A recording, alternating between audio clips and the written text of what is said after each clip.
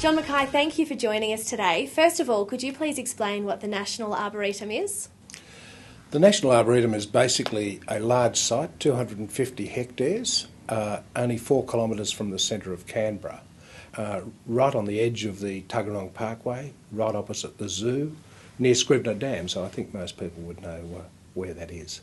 An arboretum basically means a lot of trees, and that's exactly what we've got. We've got 100 forests being planted of rare, endangered and exotic trees from all around the world. So how did you get involved in the National Arboretum? After the 2003 bushfires, which actually burnt out this site, it was a commercial pine plantation, I was on a committee that was helping the government decide what to do with burnt out areas, rural villages, parklands, etc.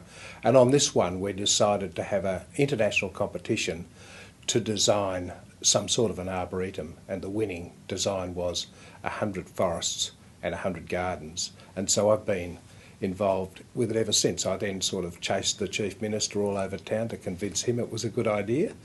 And of course we're now well and truly underway with, by the end of this year we'll have 70 forests in place. We will have commenced our construction of our major visitors centre. We'll construct a national bonsai pavilion. We've already got the national collection. A waterwise garden, a children's garden, a chapel, a non-denominational chapel, and lots of other infrastructure. We'll be putting bitumen on the roads, and generally the place within a couple of years will really be a spectacular place for all Australians to enjoy.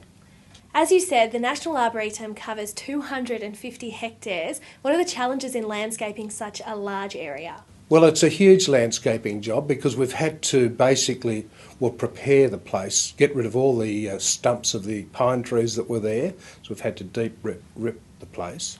We've carted in over 100,000 cubic metres of soil to build an events terrace and an amphitheatre. I mean, at some stage in the future, we've already carved it out, but we haven't constructed it yet, but we'll have an amphitheatre as good as the Myer Music Bowl or the Domain on that site.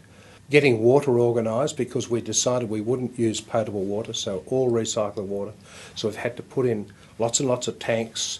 Every tree has its own dripper while they're at least being established.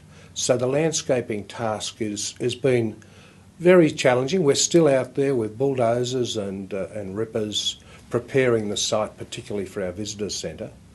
But the good thing is that the soil is very, very good, so we haven't had to really import soil.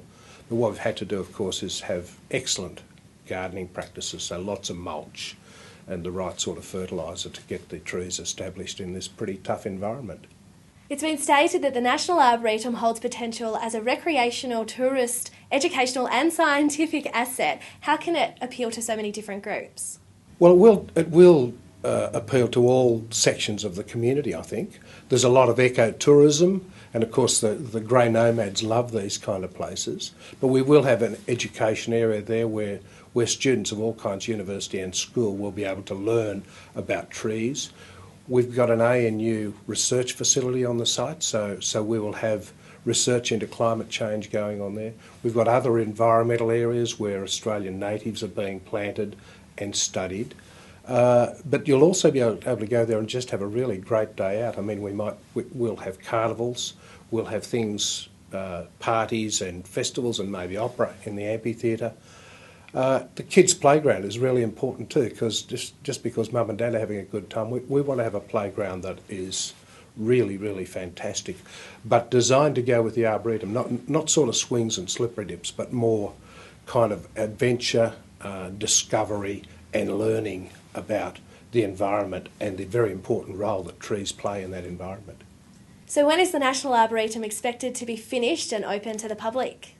I think we'll have all of the forests planted within the next 2 or 3 years. We'll have 70 by the end of this year, and that's a long way there.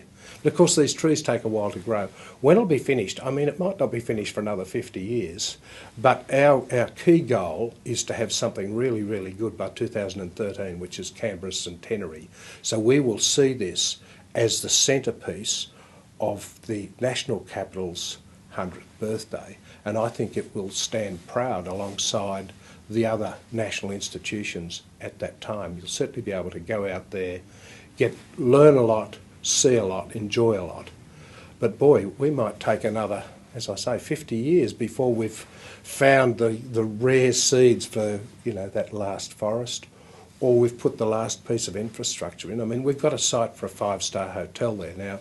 We're not going to build that yet because it kind of would be like building one in the middle of the Sahara Desert. But in 4 or 5 years' time, it probably will make sense to build something like that. So it's a really long-term project, and unfortunately I don't think I'm young enough to see the end of it, because it really is a really futuristic project, and it's all about leaving something very, very special for future generations.